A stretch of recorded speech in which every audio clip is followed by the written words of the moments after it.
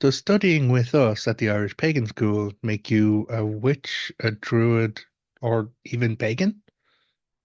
Well, Daggy Bugus Fáilte. Hi, hello, and welcome. My name is Jon O'Sullivan from the Irish Pagan School. I'm co-founder of the Irish Pagan School and educator at the Irish Pagan School, and many other things that I can say about who and how I am. Teacher, educator, I go by the title Bard. Some people refer to me as a priest. I've recently joined Pagan Life Rights in Ireland as an official reverend.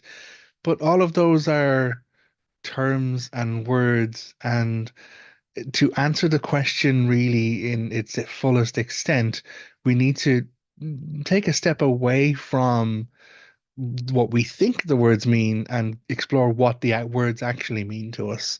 So I suppose in the answer, not hard to say. No, studying at the Irish Pagan School doesn't mean that you're a witch or a druid or a bard or any other form of spiritual practitioner in any way, shape, or form, or even, in fact, pagan. You don't have to be pagan to study at the Irish Pagan School because we're an educational institution. We're an educational body. We are here to teach people about Irish history, culture, mythology, spiritual practices, native wildlife practices, cultural growth and change, decolonization conversations. There's a lot of different teaching that we provide at the Irish Pagan School, but it is teaching in an educational format. And the reason why I'm clear to define that is a lot of other teaching, especially when things cross over into the realm of spiritual practice, magical practicing, season cycles, sacred cycles, deity worship, deity interaction, and guided meditation, a lot of stuff like that.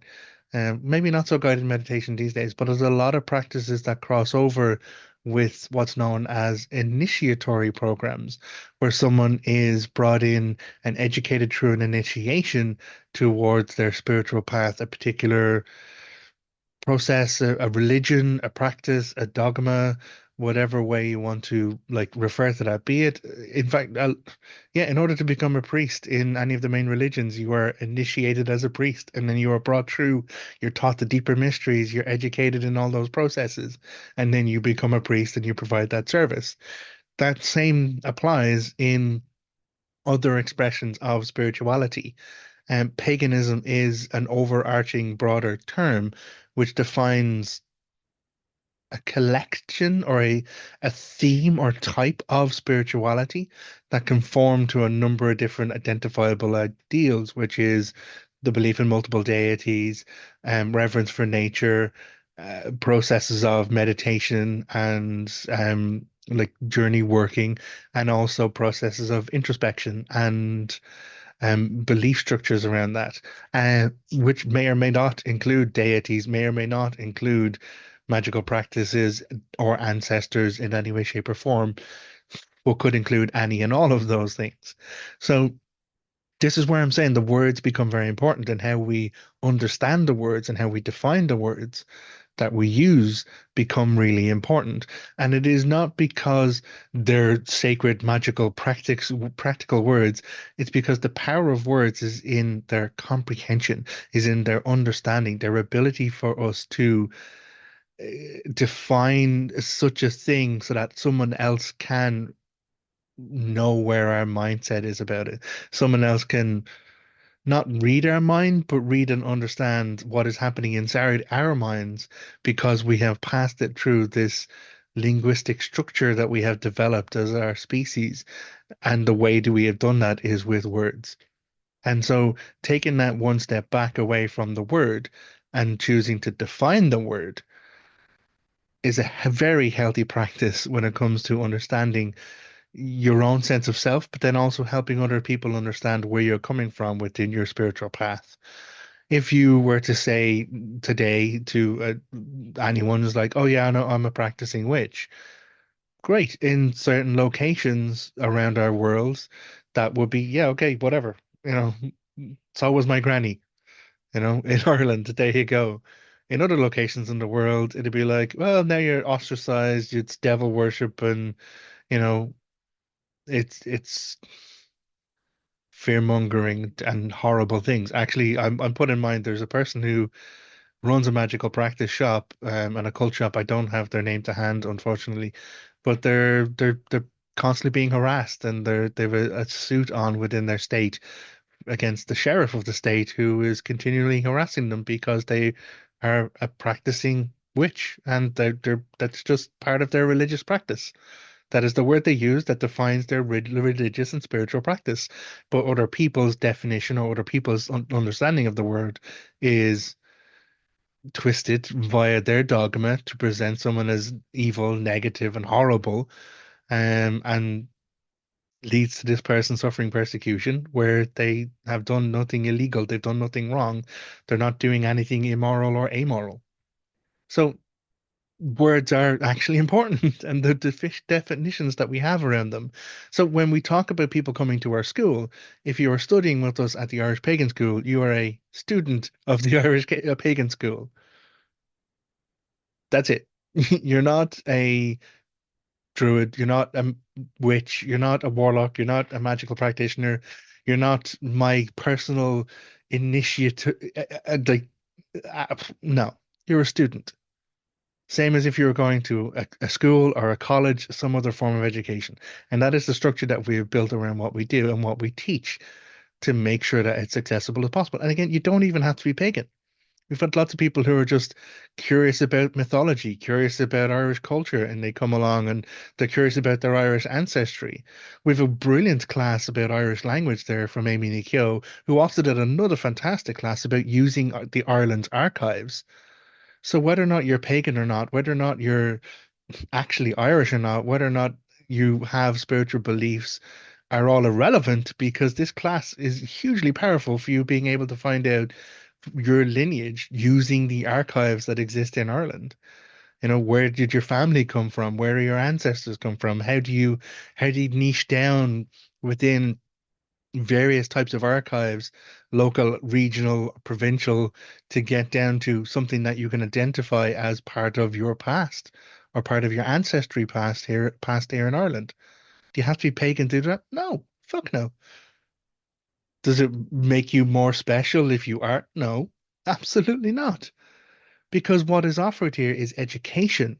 Education is information. Information leads to knowledge, but knowledge becomes wisdom through the lens of experience. And coming together and joining in those classes is a way of exploring your own and challenging your own data and information and knowledge gathering skills to learn more skills to then do more of that. We're not teaching people how to do magic. We're not teaching people how to, okay, we're providing education that allow people to explore the use of magic practices should they choose to do so. Am I personally initiating you in a ritual or rite of magical practice or processes? Absolutely not. And yes, there is stuff that people who are ritually trained in magic, like Laura, will not teach over the internet for a 2 hour, 3 hour class. Will only teach in person. And that's not because it's some secret, deeper mystery. It's probably because there's an ethical, honest, and honorable responsibility for an educator to make sure that their student is ready for the education, that they are the right person to receive that education. They are in a safe space in their own sense of self, their own sense of growth, their own culture, to be able to process what they need to do within those deeper levels of education. But the same is going to apply if someone's going to go from being a medical student to becoming a doctor to becoming a surgeon. You're not going to just take a 2 hour webinar course and then suddenly, yeah, okay, you're up next to perform surgery. And so it is about applying levels of structure around education. But the education we're doing here is Irish mythology, spirituality, culture, and heritage, which does link to teaching people about deities. But I'm not teaching people a one true way or one true path.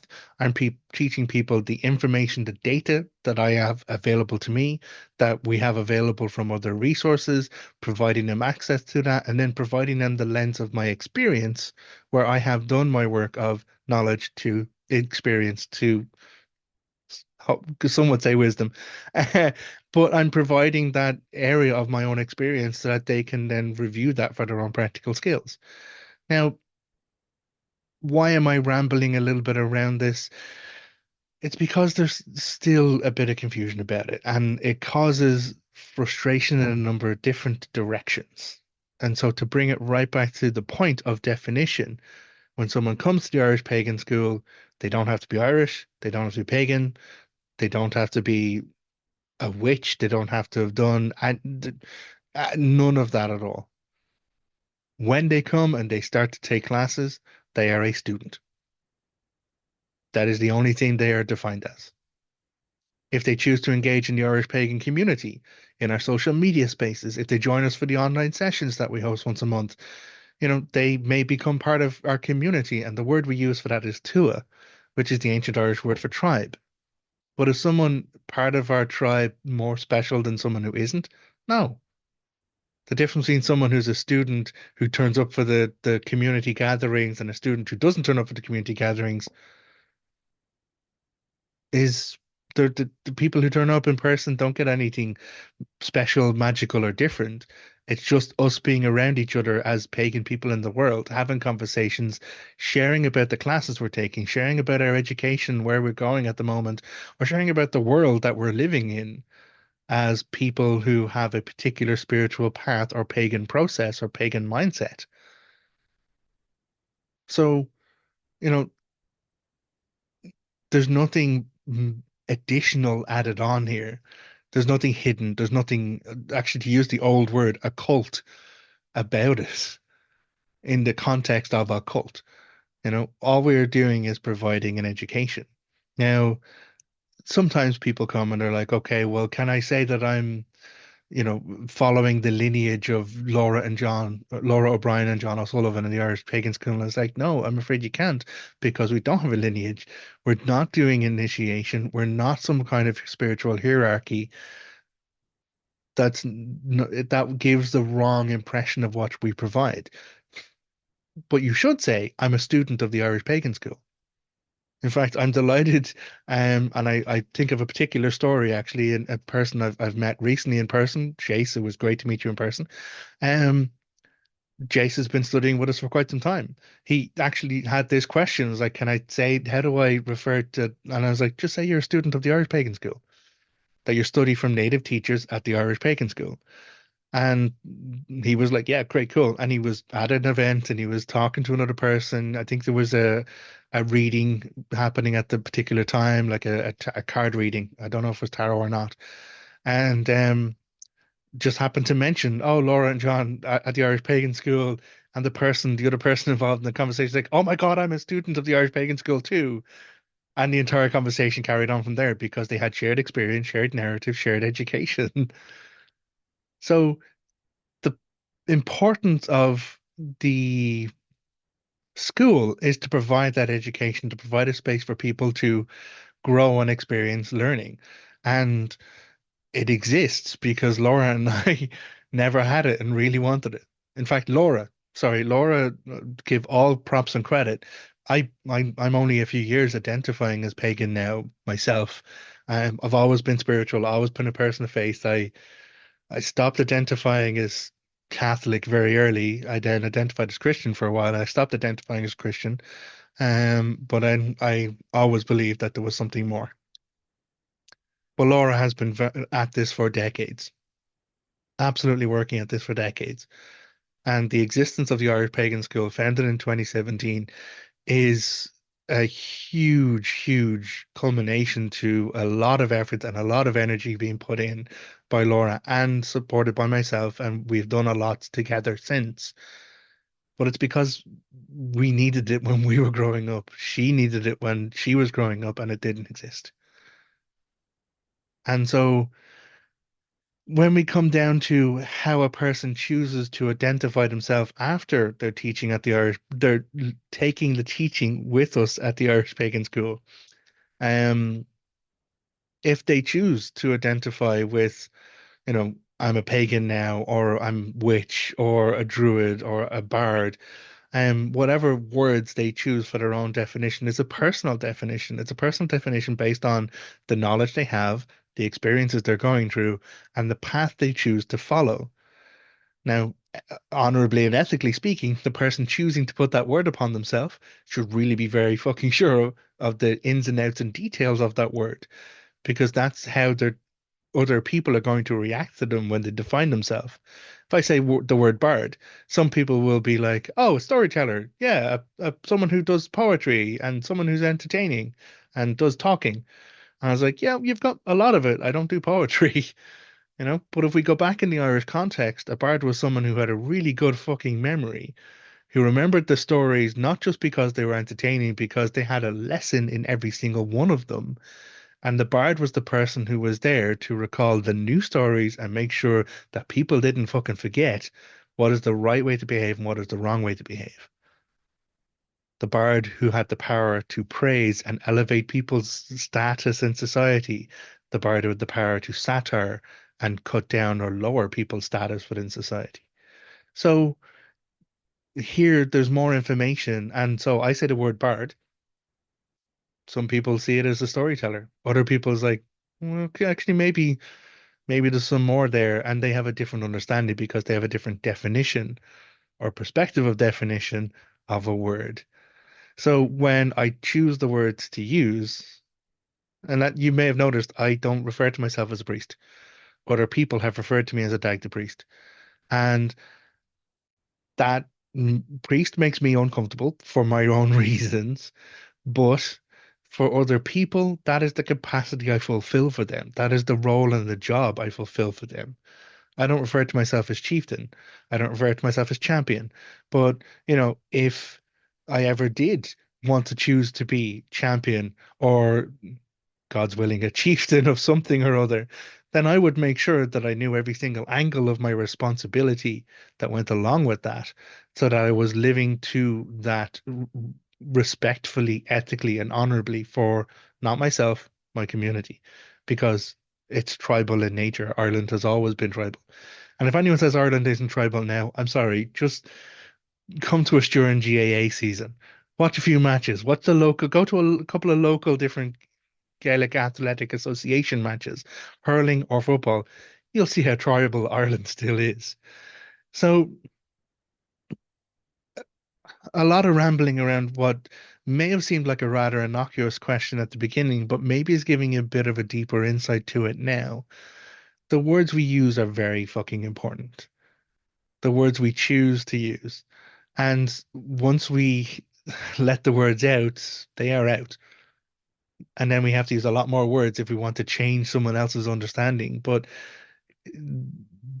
it is about owning the responsibility and the energy involved of giving those words, which is why anyone who's a student of the Irish Pagan School is just a student of the Irish Pagan School.